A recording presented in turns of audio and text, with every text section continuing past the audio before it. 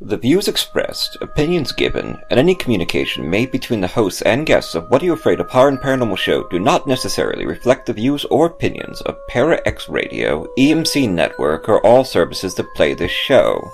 The hosts and services are not responsible for the actions of their guests, and the original rights of all intellectual property is retained by the creator, and all work is used with either permission or Creative Commons license. The show is for entertainment purposes only.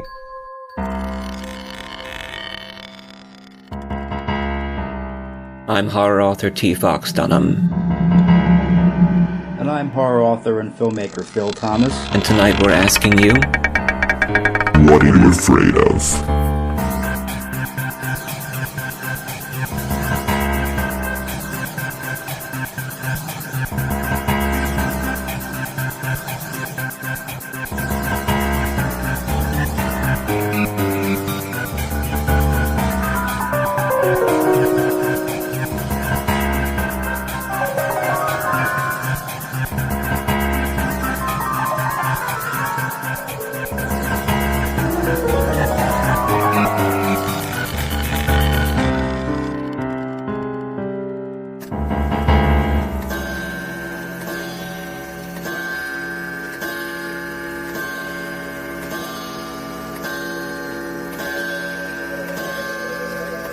Philadelphia's horror home with hosts T. Fox Dunham and Phil Thomas.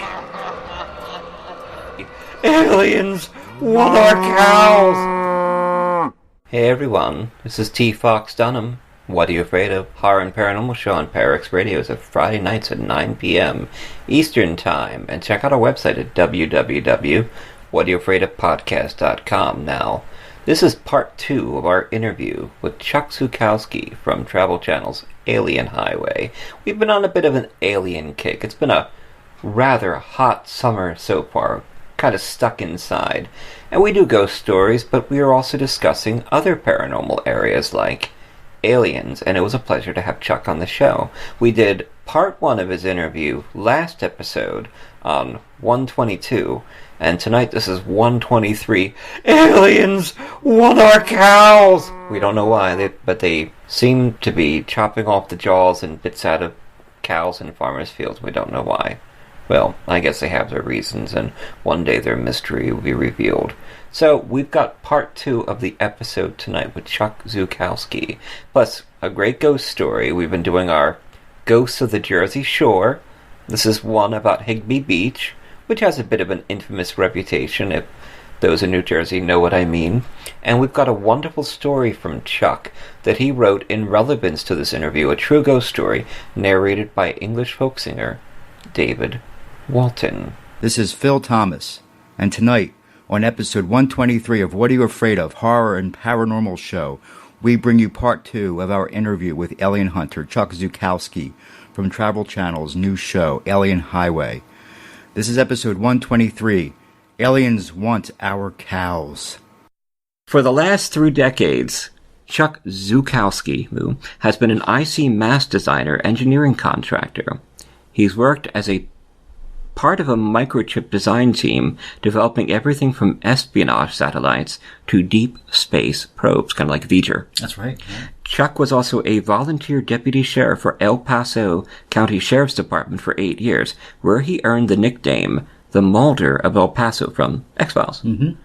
As a UFO paranormal field investigator, Chuck has been researching and field investigating the unknown for more than 3 decades. He's appeared on radio and television shows discussing his investigation, and Chuck runs his own website, ufonut.com, and he also holds the title, this is great, Deputy Director of Animal Mutilation Investigations for MUFON International Mutual UFO Network. And Chuck currently has his own TV show on the Travel Channel called Alien Highway. Thank you so much for being with us here, Chuck, on What Are You Afraid of? Now, this last episode in New Mexico, Dan found that cave. The cave. Well, we contacted the Richardson family, and then we went there, and they said they had a cave there, and we were going to go check it out. And so we had our ropes, and anyway, you saw that earlier anyway. Yeah. Yeah, I almost lost Dan over the side of his cliff. Yeah, I would have had to explain that to my wife, but On television, no less. on television, like, sorry, hon. So we go to this place, and it's this story about a rancher hiding material from the 47, crash. It's not new. It's been around forever. Mm-hmm. And I've been, Roswell is probably, that was really my first very big investigation when I lived in California. I've been out here in Colorado about 21 years. But I knew all the players, Walter Hott and Glenn Dennis and everything. And they knew me, and because I've been over there so many times investigating Roswell, the debris site, and, archaeology digs and all kinds of stuff I've been involved with there. That's sort of like my baby for me, is Roswell. And I wanted to attack Roswell again, but I wanted to attack it from the Corona side because that's really where it happened. It happened in Corona, like Crash of Corona, Stanton Freeman, who we just lost. His book was about that. The only reason why Roswell came into play is because of Roswell Army Air Force Base or Walker Base. Yeah. But so we're on this ranch and we're looking for a cave based on this story I've known forever. I mean, I've always heard about this story. Now we get this map, and I do actually have a couple of military or government informants, I don't know if they're military or not, that contact me every now and then and feed me some information. So, and not only that, but believe it or not, every now and then I'll get a call, and I feed other people information from the government. Wow. They ask me my opinion, and they ask me what I've found. Right. And so it's almost this this handshaking type of thing that's going on, which is really cool. Mm-hmm. So in one aspect, I could be an informant for them too. So there was no cave there. The cave that we were looking for had been blocked for, years. And I'm going, well, shoot, now what, Yeah. Well, go on a walkabout and see what we can find. And we split up, and Daniel just knocked it out of the park.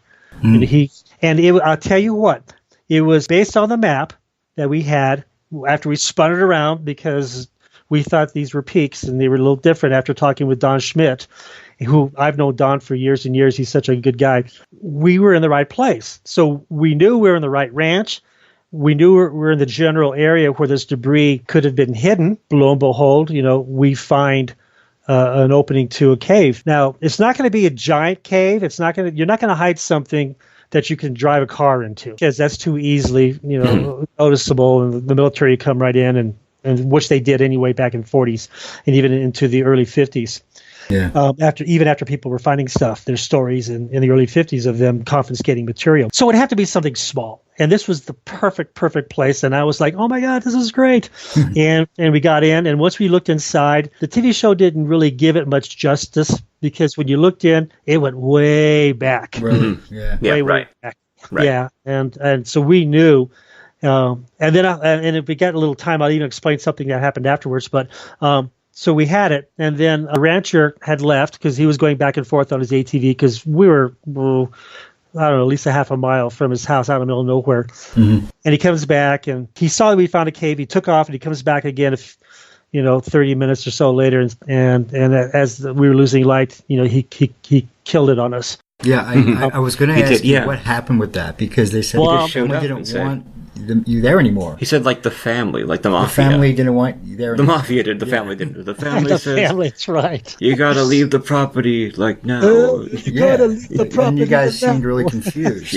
Yeah. Well, we were, because, he was so excited. I mean, he's a nice guy and everything, and he was helping us out. And a pick and a shovel didn't just magically, it did just magically appear in the back of my truck. It was his. Right. I have a small pick and a small shovel, but nothing what we needed for that. I don't think he was expecting us to find a cave, because he knew all the caves were sealed. Right. Mm-hmm. And then when we found one and we're getting into it, it scared him, and he took off. And he came back about 20, 25 minutes later and shut us down after talking to somebody. And so what does that tell me? It tells me one of two things. Okay. Well, it really tells me one thing. He's afraid of us finding something. Trying to hide something. Yeah. I don't know. If, let's say we found debris.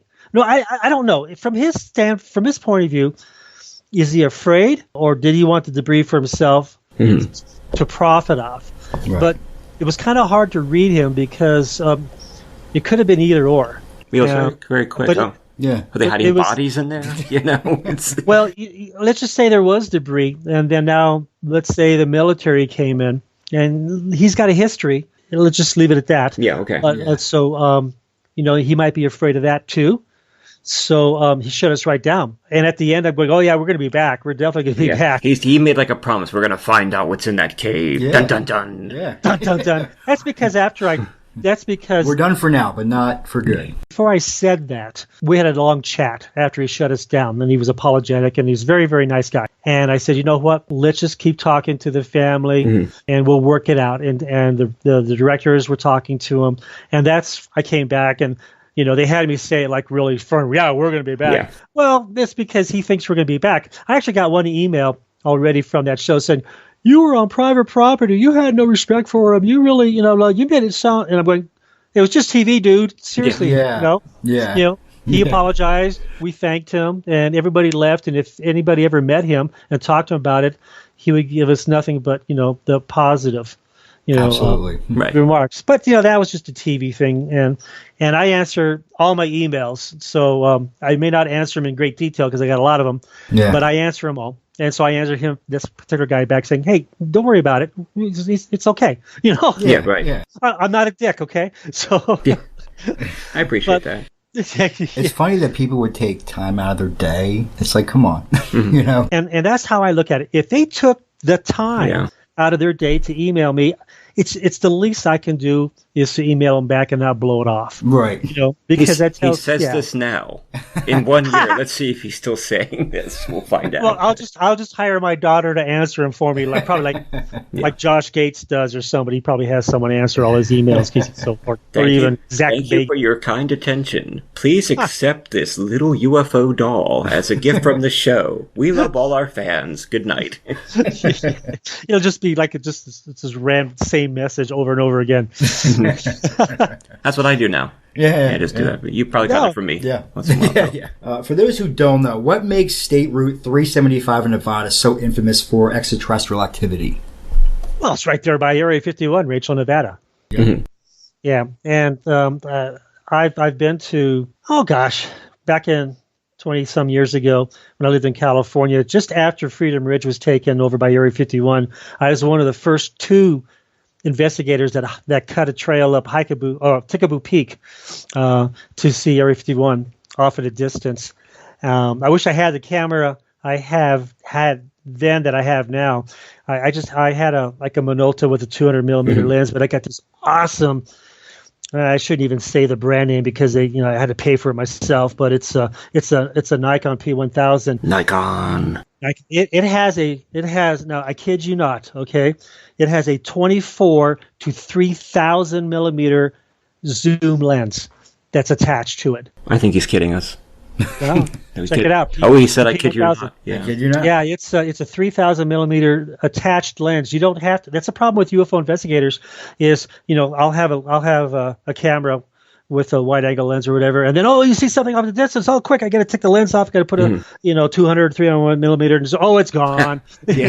Right. Oh, darn. Well, this thing I think it was designed originally for bird watching and some other things. So it's a built-in lens that will zoom out 3,000 millimeters. It's just ridiculous. And I wish I had that back then. I got a picture here in my office of what I shot back of Area 51 where you can see it off at a distance. Rachel, Nevada, the little alien Inn. I used to take my family on vacations in the RV. It's all mentioned in the book. My poor kids. Matter of fact, Daniel even mentioned it in this last episode that we go on vacation by way of Roswell or by way of Aztec or by way of Taos or by way of Dulce or or by way of Area 51 on the way to where we were going, so their dad could do some research or investigation or interview some people. I think I conned my wife into buying an RV just so I could do that. We'll be right back with Chuck on episode 123 of What Are You Afraid Of? Horror and Paranormal Show. We continue our summer feature on ghost stories down Jersey Shore, this time sharing the strange tale of the ghosts of Higbee Beach. Higbee Beach, Ghosts in Cape May, New Jersey. Written and researched by T. Fox Dunham. Read by Phil Thomas. On What Are You Afraid Of? Horror and Paranormal Show. We share many stories of haunted houses and graveyards, but while researching ghost stories from the New Jersey shore, author T. Fox Dunham came upon a strange new location for spiritual activity, a beach. Cape May, at the southern tip of New Jersey, is a popular location for travelers searching for a peaceful setting to enjoy the sand and surf. It's a lovely town filled with restaurants, coffee shops, old-fashioned stores, and of course, beachside hotels. It's also home to gorgeous white beaches, a winery, and lighthouse. One of the lesser-known beaches is Higbee Beach. Higbee Beach is located in North Cape May, bordered by the canal on the west coast of New Jersey. To get there, follow New England Road until it comes to a dead end, through a thick forest and swamp that hides the beach from view. Make a right-hand turn, drive through the trees, white roses and honeysuckle until you reach the beach. It's a secluded location which made it popular with naturalists, bird watchers, and even those who prefer to be entirely free at the beach. Yes, Higbee Beach is a popular destination for nude sunbathing. In the early 1800s, Thomas and Rhoda Forrest owned a tavern on the beach. In 1823, Joseph Smith Higbee and his brother Thomas Horace Higbee bought the property and built a hotel, the Hermitage, to house travelers and ship's pilots. Joseph was a pilot hired to navigate ships from the ocean into the bay, and the area had started to develop after a rail line was built to support oceanic trade. This long railroad track eventually fell into disuse and was covered by the sands of time. However, recent winter storms have blown free the layers of sand. The long tracks can now be seen again crossing the beach. From the Higbee brothers, the beach got its name. Though the hotel has long since collapsed, ruins can still be found by the adventurous, though it's a long hike through dunes dominated by mosquito clouds and littered by debris. This is not a light summer walk. In 1879, Thomas Higbee died, and he was buried in a marble tomb by the hotel in a beautiful spot overlooking the bay. Heirs to his family declined to be buried in the remote tomb and had his body moved to a plot in Cold Springs Presbyterian Cemetery in Cape May. It stirred the old man's spirit. Local legend has it he didn't care to be moved from the peaceful spot overlooking the ocean, and he tried to get back there whenever he could. Nocturnal visitors to the beach claimed to see spectral lights come from the forest and further dunes with no obvious source. Others have seen the spectral figure of a man walking along the beach, usually with a transparent dog running around his legs. He wears a long black coat that remains still on windy days and smokes a pipe. Reports have it that the ghost dog makes an unearthly howl. Then the spirits vanish into the darkness. Beachgoers can still visit the old tomb, and it's a popular destination for kids staying the night on the beach, a popular summer activity at a place called Tent Town. After hiking up the beach, tripping over sand dunes and wire, you finally reach the final resting place of the Higbee family. A rusty iron fence surrounds the grave, and vines strangle the stone tomb. Other spirits are known to haunt the region, restless spirits who linger in the world of the living. This is expected since one of the Cape May cemeteries long ago washed into the sea, carrying the bodies out to the deeps. Spirits can be seen climbing out of the white surf, but never quite making it to land. Ancient Lenape spirits also still walk their sacred land. So come and visit Cape May for the beaches during the day and the ghosts at night. You can stay at the haunted Queen Victorian Bed and Breakfast. This building was once a bordello and gambling establishment before it was a B&B. Visitors staying in the Princess Louise room have reported encounters with the ghost of one of the bordello's madams, who can be seen getting the place ready for guests early in the morning. Other guests say they've heard a train rushing by the hotel, blowing its whistle, perhaps riding the recently revealed tracks at Higbee Beach in Cape May. Check out more ghost stories from the New Jersey shore at our website, www.whatayouafraidofpodcast.com. This is Phil Thomas with What Are You Afraid Of? Horror and Paranormal Show on Para X Radio on Friday nights at 9 p.m. What Are You Afraid Of? Horror and Paranormal Show is an eclectic audio magazine created by the authors T. Fox Dunham and Phil Thomas that explores everything dark, strange, paranormal, and creative through ghost stories, fiction, conversation, music, humor, and interviews with authors, filmmakers, crafters, historians, and paranormal investigators. We also create a series of author events. We are both published authors, interested in a variety of topics. exploring the darkness through produced segments of the subject of horror, the paranormal, the art of writing and noir, anything dark. Topics better enjoyed at night. We do the show to promote our published work, and we support other artists and authors with the show. We entertain to reach out to new readers. Fox and I record the show in the city of Philadelphia, and we are often on location in haunted sites and artist events. Listen to over 120 episodes on Para X Radio on Friday nights at 9 p.m. Eastern Standard Time. You can also find the show on most major podcast services including iTunes, Spotify, Google Play, Stitcher, and many more. Or you can check out our expanded content, ghost story archives, links, interviews, and articles on our website at www.whatayouafraidofpodcast.com. Email your true paranormal experiences to whatareyouafraidof117@gmail.com to be produced into narrated segments by our voice actors, or contact us through the website at www.whatayouafraidofpodcast.com, where you can find guidelines about our ghost story submissions. We don't judge. Our mission is to tell a good story. What Are You Afraid Of? Horror and Paranormal Show. Because it's more fun to play in the dark. Your source for everything paranormal. Para X. Rat! Rat! Where are you going? I'm going back to the Paranormal View, back where I belong. Please, please, take me with you. No, I'm through with everything here. I want to see if there's something left in life I haven't explored. Do you know what I'm talking about? Oh, Rat! Rat, don't run to them. They talk about ghosts and hauntings, UFOs, and all kind of supernatural scary stuff. You'll never understand, will you, Scarlet? No! Well, that's your misfortune. Rat! Rat! Rat! Rat, if you go, where shall I go? What shall I do? Frankly, my dear... Line! Oh, you gotta be kidding. That's the Paranormal View with your host, Henry Foister, Jeffrey Gould, and Barbara Duncan. Every Saturday night at 8 p.m. Eastern, exclusively on the Para X Radio Network. Back with Chuck. So you were in law enforcement for many years. How did you transition from a Colorado law enforcement officer to heading UFO and extraterrestrial investigations? No, she said transition. No. Now, actually, the transition is the other way. See, I've been doing UFO investigations for over 30 years. Right. And I've always wanted to be in law enforcement, but for my bio, I design microchips, and I'm an IC mass design engineer. But I've always had a love for law enforcement.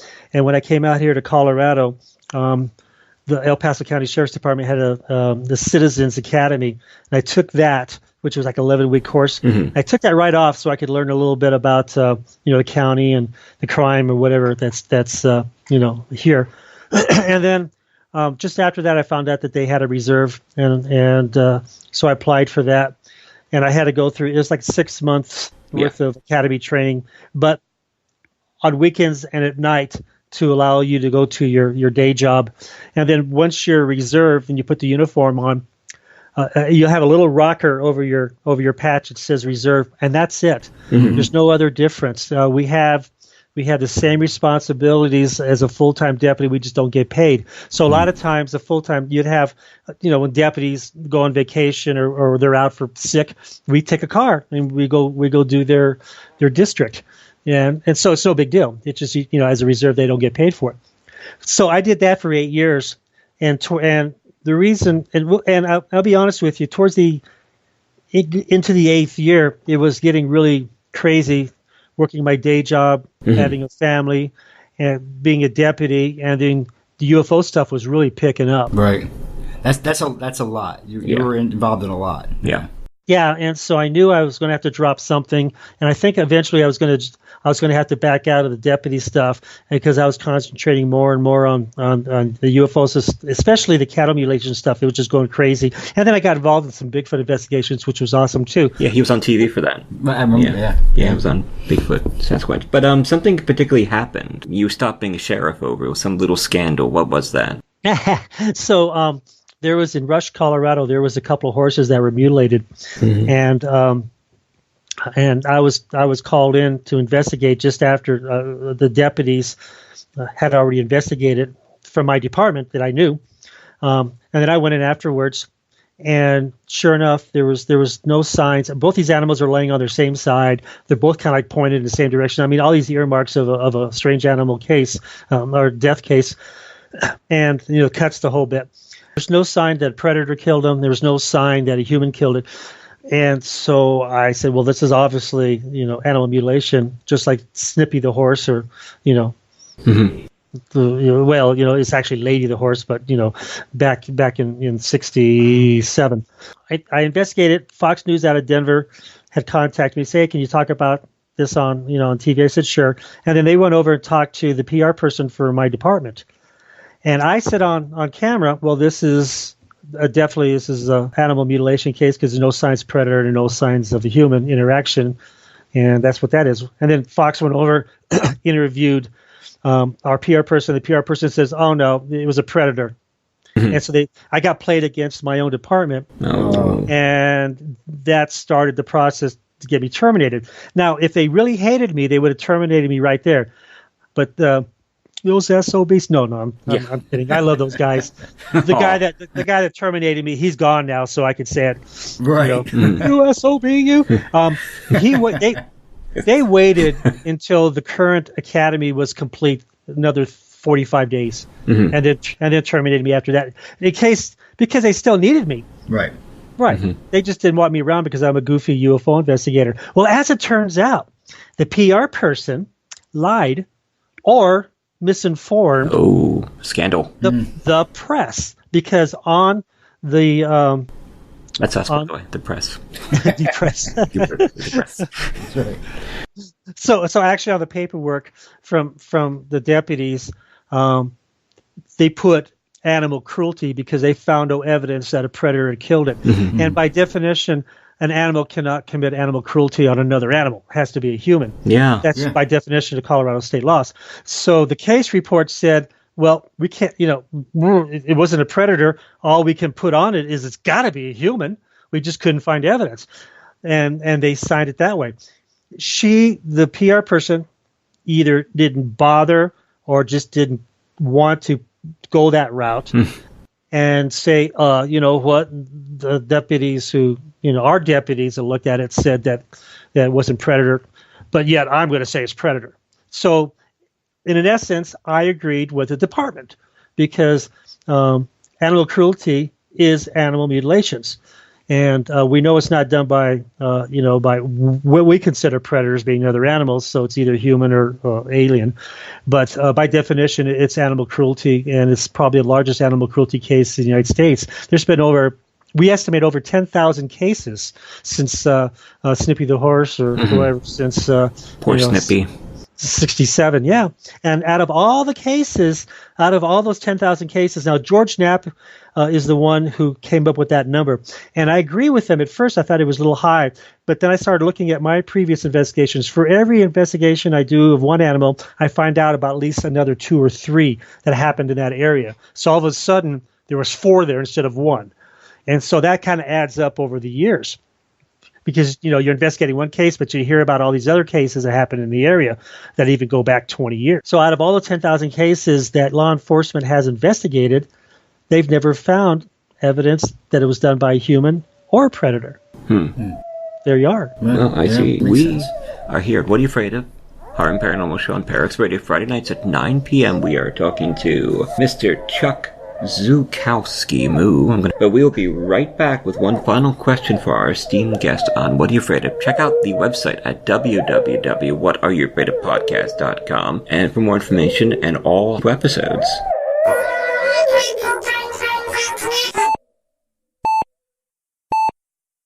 Mercy, a new horror medical thriller from author T. Fox Dunham, published by Bloodbound Books. Based on the author's horrific battle with a rare form of lymphoma that involved intense chemotherapy and radiation, Fox turns the horror of his experience into terror on the page. William Saint is dying of cancer. On most days, death seems like a humane alternative to the treatment. Stricken with fever, William is rushed to Mercy. Notorious is a place to send the sickest of the poor and uninsured to be forgotten, and finds the hospital in even worse condition than his previous visit. Willie's memories faded. He grabbed his sack head, the sack head of the scarecrow, picking at the exposed chicken wire to hold them in. However, the memories fell out of the holes in his face. They wormed and crawled from the leather flesh and the old clothing of the scarecrow, then squirmed and wiggled down his body. The grounds are unkempt, the foundation is cracking, and like the wild mushrooms sprouting from the fissures of decay around it, something is growing inside the hospital. Something dark. Fangoria gives Mercy 3.5 out of 4 skulls. Dunham has channeled his many brushes with the other side into the exquisitely rendered, lyrical, supernatural hospital thriller Mercy. It's feeding on the sickness and sustaining itself on the staff, changing them, and now it wants Willie. Come now, Mr. Saint. Just a little more of that sweet milk. So salty and so good. You won't miss it. And we ever do so like our delicacies here at Mercy Hospital. Part medical horror, part supernatural suspense, Mercy is a hard-hitting fever dream of a novel. I enjoyed the hell out of it. Tim Wagner, author of The Way of All Flesh and Eat the Night. Available from Amazon, Barnes & Noble, and bookstores everywhere in both print and digital versions. Life is an addiction. Let go. Let it all burn. Grey Matter Press presents a 21st Century Gothic from John C. Foster, the author of Mr. White. The Isle. There's a secret at the edge of the world. When a deadly menace threatens a remote island community, United States Marshal Virgil Bone digs into the island's macabre past. But some secrets should never be uncovered. Some curses should be believed. And some people will kill to keep it so. The Isle is available at Amazon, Barnes & Noble, and other fine retailers. Sweet Amityville, Phil! These are trying times for the supernatural and paranormal. So many TV shows and podcasts. In times like these, we need more horror hosts like Shauna and Vicky on Geeks Paranormal on Parax Radio on Wednesday nights. Gosh, Fox, you are so right.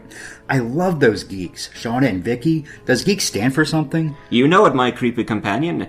Geek stands for General Ectoplasm Exposition Knowledge Society. Wow. Do they speak to inspirational ghosts and give information on hauntings around the world? Do demons vomit pea soup? That's Vicky and Shauna. They are the go-to ladies of the paranormal. I'd trust them to investigate anything. Oh, I know. Why, if we were abducted by UFOs and taken into space for probing, I want Sean and Vicky to save us from some X-Files action. Some extraordinary X-Files action. And if Bigfoot abducted us, stole us away to some remote Yeti cave, and forced us into making venison and pine needles ectoplasm pie with a dash of banshee wailing, I'd want Sean and Vicky to give us the recipe for some good old ectoplasm pie. Now, that would be some peppery paranormal pie. Yum. And if we were possessed by a horde of hell demons, guess who had one exorcising the spirits? Shauna and Vicky, am I right? Damn skippy, foxy lad. Listen to those wonderful hosts of the Paranormal on Parax Radio at 9 p.m. on Parax Radio, exploring the paranormal with the geeks. We're Phil and Fox on What Are You Afraid Of? Horror and Paranormal Show on Parax Radio on Friday nights at 9 p.m. Your source for everything paranormal. Parax. We're back. That with Chuck. Yeah, I went out. Quick as usual, yes. Checked out some cows there. Allison has this game, right? We drive, we go places in the car. Like this, we go to Gettysburg, we go to Ocean City. Right. And if you could see cows on your side of the car, you can count them. Even the dead ones? Even the dead. And if you pass a cemetery, you lose all your cows. Oh. She gets really excited. She'll see cows. She'll leap up out of the seat. She'll scream, and the car swerves. Okay. But one final question for you, Mr. Zukowski. Okay, that would be Marvin the Martian. Yes. Okay. Right. Marvin the Martian, exactly. So, who are these aliens? Let's say they finally reveal themselves to you. What do you hope they are? Yeah, that's a good question too. I mean, I have an idea of what to expect just based on my investigations of what people. I mean, I've interviewed people who've seen gray aliens and they have described them. So when I see these alien things on TV, on YouTube or whatever, that I can just based on my own experience, I can say no, that's not right, because they walk different, they move different, they're very goofy looking, almost like, remember that movie Mac and Me? Mm-hmm. Yeah. Well, picture that. I mean, very awkward. Very very awkward. So I already have an idea of what to expect, and of course, I have these plans of what to do. I'll take you to my leader, or you take me to your, whatever, right? But what I've learned from the Native Americans, that basically there was 4 species that were living or are living on this planet. And they talk about the blues. The blues are these little guys, about 2 feet tall, that would be your Tommyknockers, your leprechauns, your Metaboonies. Knocking at my door. Yeah, sorry. That's it. That's it. Yep. And then you have the ant people. Oh, the reason, so the blues come out of the mountains. Just like if you go to Hawaii, even the older generation will talk to you about Menahunis, and some of them are still seen, and they come out of the mountains. Wow. Then you have the ant people, which we call the Greys. Now, they're ant people not because of their eyes, but because they come out of the ground. And that's what we investigated, or that's what I've investigated across the 37th parallel, was the underground bases, and which would make sense. And if you follow that a whole bit with Balthazar and S4, having, Kraft there, and then Dulce having, alien hybrid human base there, then, all that kind of makes sense. Then they had the snake people, which we call the reptilians, which are taller. And then they had the giants, which we call either the tall blondes or the Nordics. Now, that's what I mean. So the blues kind of live here and protect the planet. And then the ant people and the snake people kind of come and go. And then the giants or the Nordics or tall blondes, whatever you call them, they're like the police force. They keep everybody in check. And so I don't know if you've ever had Travis Walton on your show, but his experience at Snowflake in Arizona, he saw the Greys and the tall blondes. Matter of fact, the taller one was the one that got him out of there and took them back home. And the difference between it, they're a little taller than us. Oh, well, I shouldn't say, I don't know how tall you are, but let's say they're 6'5" average or whatever. Because I think Travis was like 6'4" or something. Oh, so Phil's short, huh? Yeah, sorry. So more like a gray? I do the graphics, and Phil's always a few inches under. I'm sorry, Phil. I see. I don't know how tall you are, but I'm like 5'9", so... Yeah, I'm a little taller than that. Yeah. I'm 6 foot. So. Okay, there you go. Yeah, you got a couple inches on me. Yeah. So Travis got to see actually 2 different species of aliens, but the tall blondes, or the 6'5" guys, they were in control. And that kind of made sense after listening to what the Native Americans were saying, that these guys are in control. Now, I'm hoping I get to meet those guys. Because the women look like... Remember Susan Anton? Yeah? No. Okay, but that goes back a ways. Okay, think of a blonde Xena. Okay, I'm there. I'm so there. Okay, so that's kind of like the women look like, but they're basically the same height. They have offset eyes, dark blue, and they're extremely strong, even though they don't look it, which just means it's just evolution, right? But anyway, I'm hoping that. But yeah, I'll give Greys a shot. I don't care. Okay, yeah. We are one in outer space.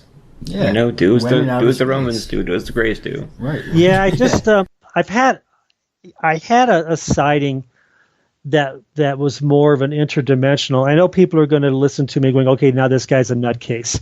But welcome to our show. Yeah, there you go. That's why I have UFO Nuts, my website. Back in the day, I thought I was going to mess around. I'm a UFO investigator. I'm going to learn everything. I'm going to mess around with remote viewing, and I'm going to, start learning that on my own. Well,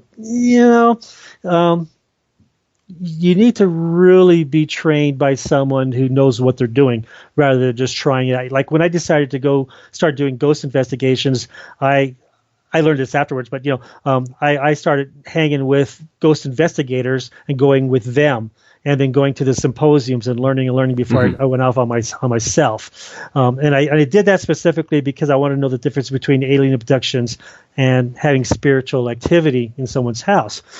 But so I started messing around with this remote viewing stuff, and anyway, I saw something that scared the hell out of me, and I'm very analytical because I've been designing microchips all my life. That the only possible explanation was interdimensional. We're going to pause with Chuck so that we can play that story that he did, the one he's talking about right now in the interview, and he sent us this story. It's a bit unnerving, and it's narrated by English folksinger David Walton on What Are You Afraid of Horror and Paranormal Show on ParaX Radio on Friday nights at 9 p.m. Check out our website at www.whatdoyoufraidofpodcast.com. And this is The Watcher from Chuck Zukowski.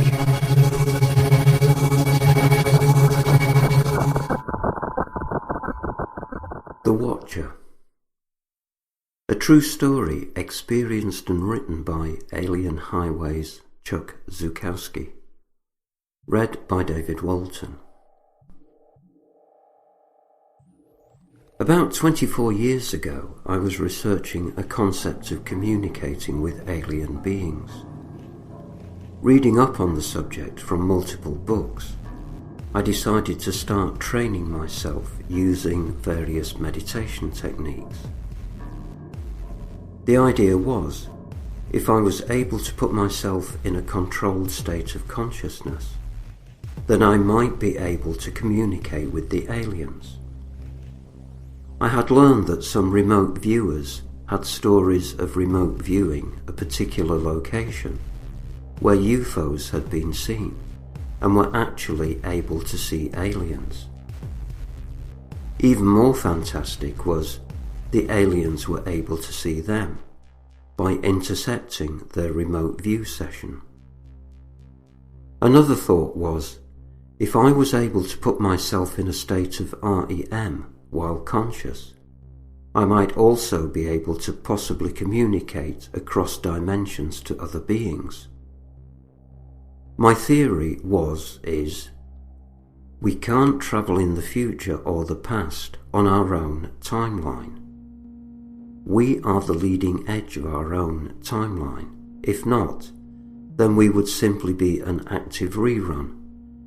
Sort of like living old rerun episodes of I Love Lucy. Time is not a constant, but a variable. So as time swings through many universes or dimensions, bending and swerving, the time shift changes. If we have a parallel universe or dimension that is coincident to ours, then this parallel universe's leading edge could be either hundreds of years in front of us or hundreds of years behind us. Simply jumping from our leading edge to the leading edge of a parallel universe, we could communicate with people in our similar past or present dimension. Or even better, easily communicate with other dimensions that are linked to ours. Picture a tornado. All these dimensions are encompassed in a cone, yet all connected to one single vortex. That single vortex makes us all related. So, to start the process of preparing myself to leap into a mind-dimensional communication link, I had to train my mind. At least, that's what I was told. My first step was to put myself in a REM type of relaxation, fully calm, yet fully aware of my surroundings. Lying back, relaxing, I was told to picture a movie theatre screen in my mind, focusing on seeing the white screen and any type of structure on the screen. Once that's accomplished, next picture curtains hanging on the edge of the screens on both ends, the folds, and possibly tie straps. Once you're comfortable with that, picture exit signs, speakers, doors, etc. Next, place an apple in the middle of the white movie screen. Imagine everything about the apple. Recreate it. Next, add colour and all the imperfections. Finally, start rotating the apple while in the screen. All this preparedness took a few weeks before I could start rotating the apple, and at that exact time of rotating the apple is when I experienced something I will never forget.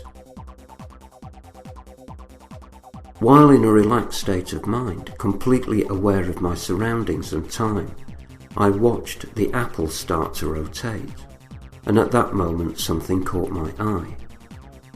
Standing in a dimly lit doorway stood a tall, dark, shadow-like figure of a man. Filling the doorway, I would guess around 6 feet tall with broad shoulders. I couldn't make out any facial detail, but could clearly see and still clearly remember the crisp edges of his silhouette. The shadow figure was wearing something that reminded me of a trench coat or cowboy duster. Again, I couldn't see the details of his face, just the outline from cheek to chin. He was wearing a hat very similar to a flat cowboy hat, something you would expect to see Clint Eastwood wearing in the old spaghetti western. Matter of fact, that's how I'm reminded of him. He stood in the doorway staring at me, not moving, just watching me, as if he was summoned. As I watched him, trying to figure out what I was seeing, I started getting scared. My heart started to race. I started to hyperventilate. Then I was shot out of my meditation. Shaking my head and looking back at the doorway, the figure was gone. This was the last time I ever, and probably will ever, attempt cross-dimensional communication. I just wasn't mentally or physically prepared for what I experienced. Over the years, I had passed that experience off as just my mind playing tricks on me, my imagination going wild, possibly reliving some Clint Eastwood movie scene in which the pale rider walks in the room and the camera catches his silhouette. But that all changed when I started training myself in running ghost investigations. I started going to paranormal conventions and symposiums, learning about proper techniques on running successful ghost investigations. Sitting in at lectures, I was learning what needs to be done and the type of tools you need to run a successful investigation. I also started sitting in with local ghost investigating teams, shadowing them and learning firsthand. The reason I wanted to learn about ghost investigations was to tell the difference between a client whiteness who is claiming an alien abduction but could actually be spirit activity. I've learned most of the time they're not being abducted. It's more associated with a haunting or just spirits having fun. I remember one paranormal conference I went to was in an old mining town here in Colorado. I sat through a few lectures and at the last minute decided to sit through one last one before I left. This lecture, and I forget the name of the presenter, was about different types of entities people have seen in active areas. Watching and listening while thumbing through some handout material, my heart sank when he put an image on the screen of that shadow figure I had seen so many years ago. I still remember the speaker saying briefly as he moved to the next slide of someone's drawing of the shadow figure, "We don't know who this person is, but some have seen him, and we don't know why." I still wonder to myself, what did I really do? Who and what was that entity? And did I invite him? And if I did invite him, is he still watching me? Make sure to watch Alien Highway on the Travel Channel on Wednesday nights. And for more information, contact the author at the following address, or check out the show website at www.whatareyouafraidofpodcast.com. Chuck Zukowski, UFO Paranormal Investigations, Colorado Springs, Colorado. www.ufonut.com. Zukowski at ufonut.com.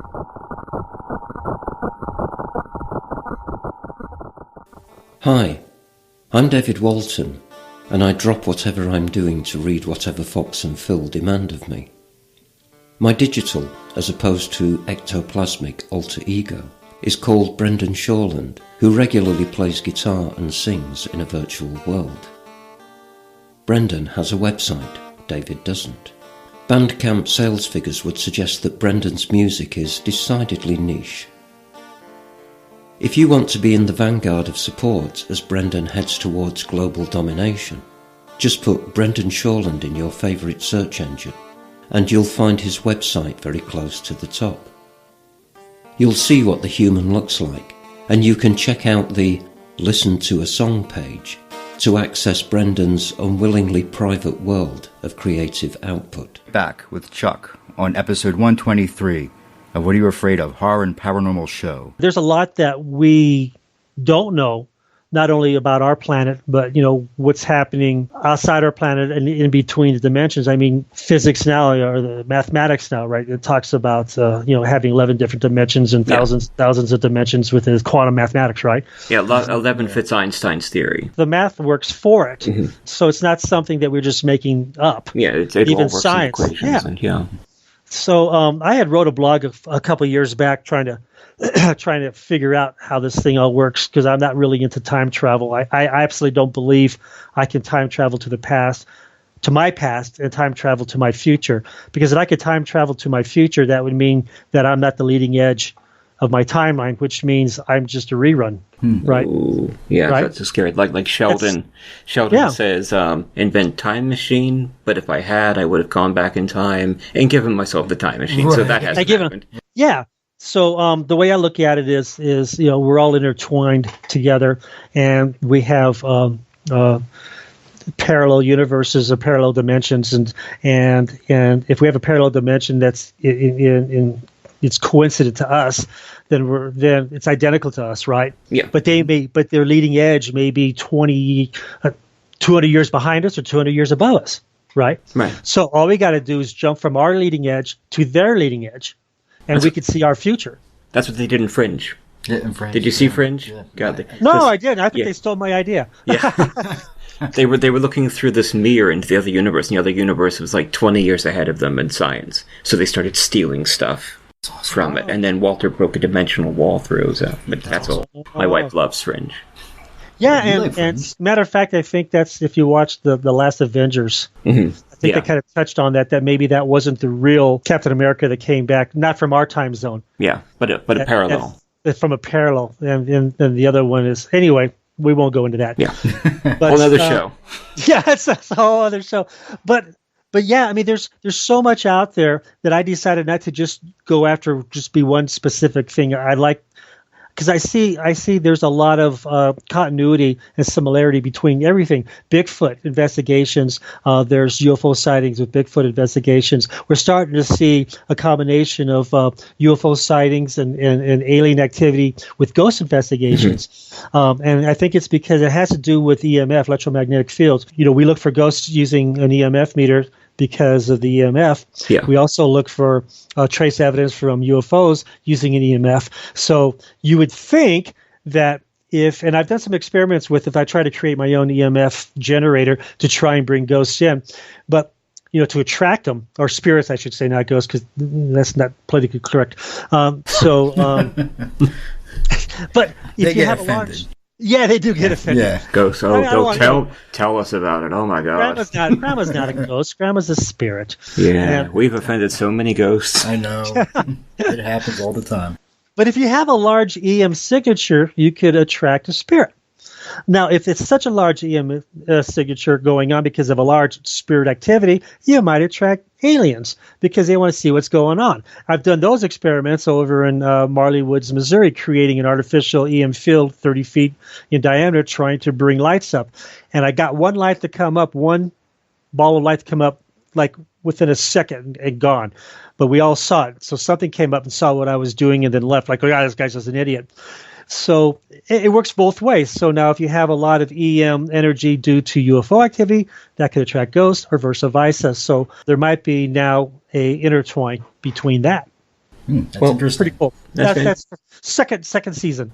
Second season, all right. And fourth season of What Are You Afraid Of? This is 122 episodes here. This is Alien Hunter with Chuck Zukowski. And it's been wonderful speaking to you. It's been very informative, and we really got a lot of great stories here. You're not only a gifted investigator or scientist, but you're also a great storyteller. And I think it's that combination that's been why you're so successful, is because you're a great storyteller.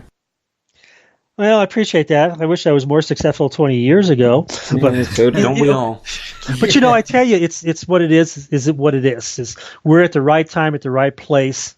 20 years ago wasn't. Where people, the millennials are more open to this, right? Than the generation 20 years ago. That's really an advantage for investigators like me. So, and then with shows like yourself, and I'd like to thank you for having me on your show. You're welcome. And thank you to all your listeners out there too. And if you have any questions, just email me. Just go to my website and it'll say email. That goes right to my webmail. That goes right to that's my email address. So we'll have links up to that at our website at www.whatayouafraidofpodcast.com, where you can find all 122 episodes plus all our future episodes, a page for each with expanded content, plus our archive of ghost stories. And I'll be adding on the New Orleans ghost stories that we're doing. I'm adding on one a week now, and it's going to be really a lot of fun. Well, it's going to be great. Thank you so much, Chuck, for coming on. Thank you very much. I hope I can come back. And this has been episode 123 of What Are You Afraid Of? Horror and Paranormal Show, Aliens Want Our Cows, with Chuck Zukowski from Travel Channel's Alien Highway. Check out our website at www.whatayouafraidofpodcast.com for more information about Chuck, his new show, our archive of ghost stories, and all previous 122 episodes. And we'll be back as we ride out the summer, heading into a new Halloween season. This is Phil Thomas. This is T. Fox Dunham.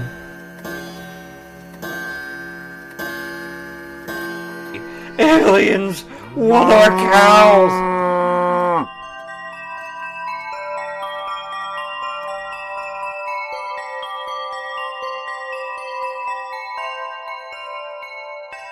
Phil Thomas is an author and screenwriter from the suburbs of Philadelphia.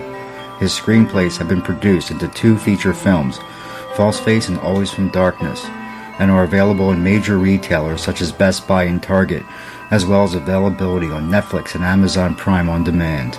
His screenplay, 3 Tunnels, was a semi-finalist at the LA Screenplay Competition.